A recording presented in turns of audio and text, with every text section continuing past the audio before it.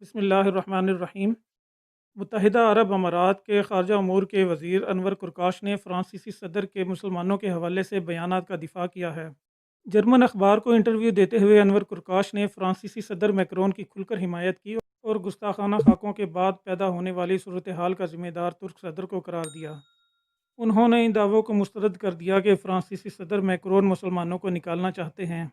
ہمیں یہ سننا ہوگا کہ اصل میں میکرون اپنی تقریر میں کیا کہا ہے۔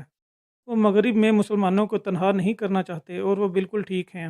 انہوں نے کہا کہ بہتر یہی ہوگا کہ مسلمان خود کو اس معاشرے میں ضم کر لیں اور فرانس کو یہ حق حاصل ہے کہ وہ اس مقصد کے لیے طریقے ڈھونڈے، جیسا کہ وہ بنیاد پرستی کے خلاف لڑ رہا ہے۔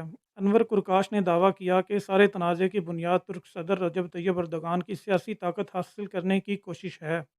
جب بھی اردوغان کوئی خلا یا کمزوری دیکھتے ہیں تو وہ اسے اپنی طاقت بڑھانے کے لیے استعمال کرتے ہیں۔